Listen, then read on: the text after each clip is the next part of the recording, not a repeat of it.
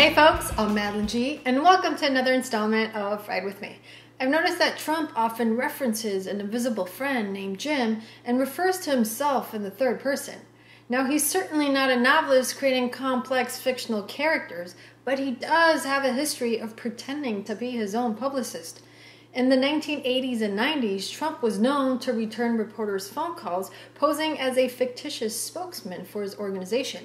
In the 80s, John Barron, described as the vice president of the Trump Organization, appeared in front of the New York Times article defending Trump's decision to destroy sculptures on the facade of the Baumwitt-Teller department store building, the Fifth Avenue landmark he was demolishing to make way for Trump Tower. Barron was quoted variously as a Trump spokesman, Trump executive, or a Trump representative in various publications. Donnie's alter ego has held more roles than this guy's. Damn you, Roger. Roger. Oh! Oh! For years, Trump kept up the charade as reporters unwittingly quoted John Barron as though he were a real person. Not to mention, he even named his son after his alter ego. What do you call that when you create a persona for publicity gain, then proceed to name your child after that mythical individual? Yeah, deranged. I remember when I lost my mind. In 1991, Trump took the role of John Miller, a spokesperson for his company, telling a reporter from People magazine about Trump's first divorce, his romance with France's future First Lady, and living with Marla Maples while entertaining 3 other girlfriends. Madonna, no, she called and wanted to go out with him, that I can tell you. And one of the other people that you're writing about, by the way, I'm sort of new here, and what is your position? Well, I'm sort of handling PR because you get so much of it. Yeah.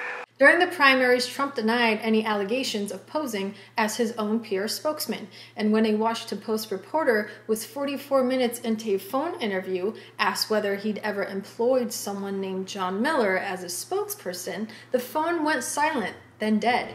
When the reporter called back and reached Trump's secretary, she said the phone had gotten disconnected and that Trump was no longer available to take the call. Now this brings me to Jim. Who's his friend Jim exactly? I have a friend every year he goes to Paris. I haven't seen him in a while. Very, very substantial guy. He loves the City of Lights. He loves Paris. I hadn't seen him in a while. And I said, Jim, let me ask you a question. How's Paris doing? Paris? I don't go there anymore. Paris is no longer Paris. I think Jim was conceived during the campaign. Trump's so used to concocting these characters that have represented him over the years, where it comes effortlessly. Trump created John Miller and John Barron to promote his brand. Until today, he refers to himself in the third person because he took on these roles for so many years.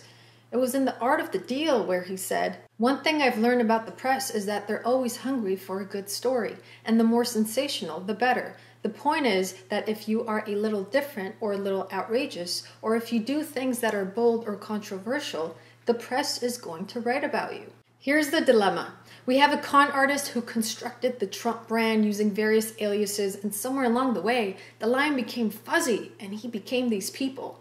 Trump's not an innocent man who creates imaginary people for fun, but someone who doesn't know the difference between reality and fiction any longer. And here we are clenching to our seats as he takes it to Twitter to threaten a nuclear war against North Korea in his schizophrenic state. He's a security risk and mentally unfit to be president. That in itself should be grounds for the 25th Amendment to kick in. As a nation, we used to have higher standards and a greater regard for the person occupying the Oval Office. Trump's ability to craft fictional characters, alternative facts, and defraud the masses is a natural-born talent. And this country needs better leadership than a used steak salesman. It's time to raise our standards.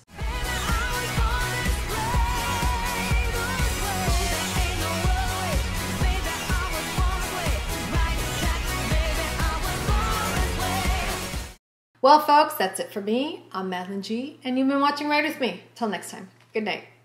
Hey guys, for more satire and comedy, please hit the subscribe button. You'll be glad you did. Or not. I mean, I can't really guarantee that, but what the hell? Just do it. It's free. I mean, why not, right?